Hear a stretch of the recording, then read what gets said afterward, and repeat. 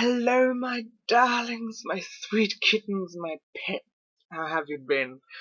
Yeah, no, I thought I did these videos every couple of weeks or so, and at about 3 or 4 months, I'm sorry.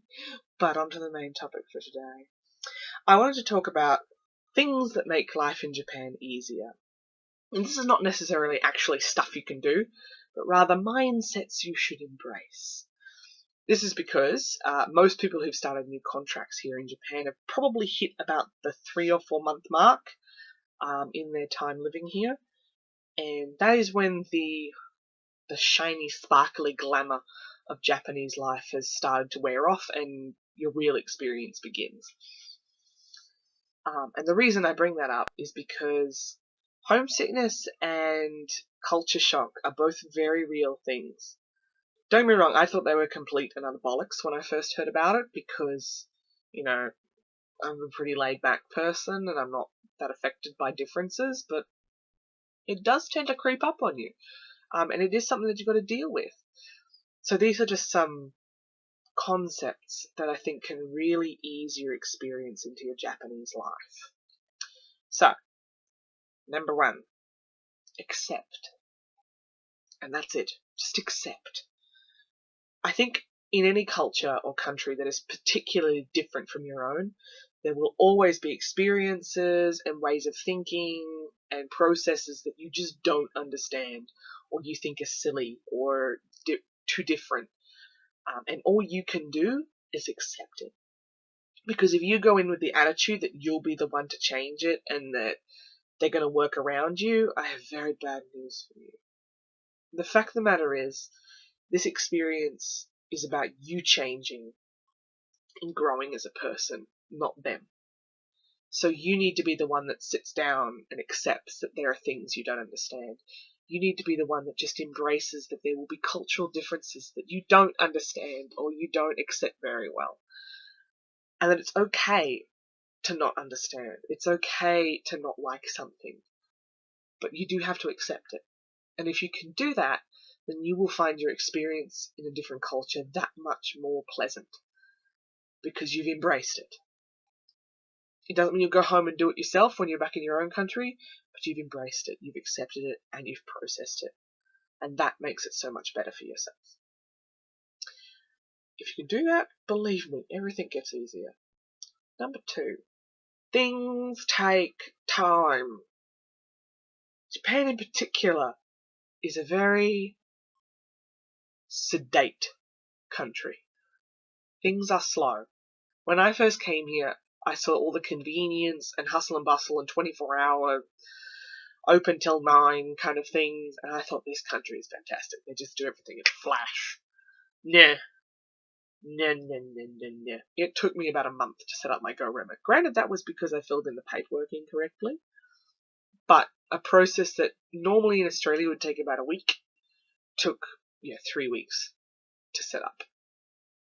And that is the case for a lot of bureaucracy in Japan. It is a slow, lumbering behemoth. And all you can do is make sure that you do it soon enough that it'll get done when necessary. Otherwise, you're going to have a bad time. Same goes with language. When I first came here, I thought it would take me maybe a year to master Japanese, if that. Now, after about a year and 3 months, I'm finally getting to the point where I can understand basic conversations. I can read 2 of the types of characters, hiragana, easily, katakana, sticking my tongue out and really counting the numbers, and kanji.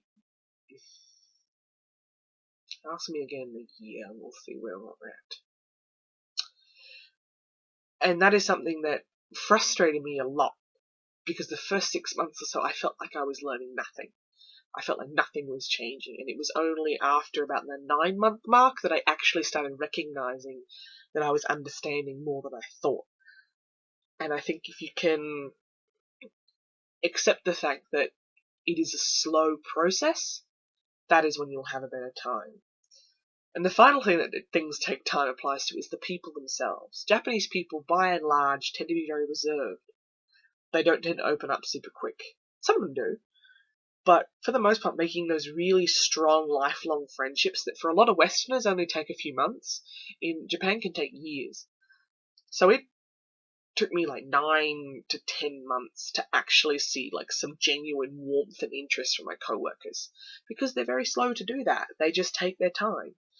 Most Westerners tend to only stay a year, maybe 2, so why would you put a huge amount of emotional investment in someone who you know is just going to leave? So in that range of thought, I had to really accept that they're much slower to make friends than Australians, who by and large can be very open and warm people who make friends pretty much instantaneously.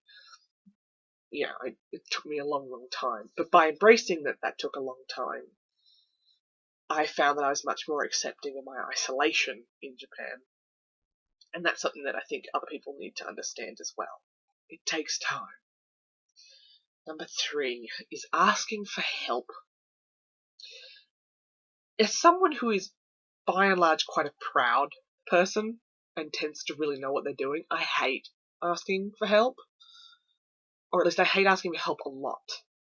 I'm okay with asking the occasional question, but the idea of asking for help for every single thing I'm doing, I don't like it. But in Japan, you need to.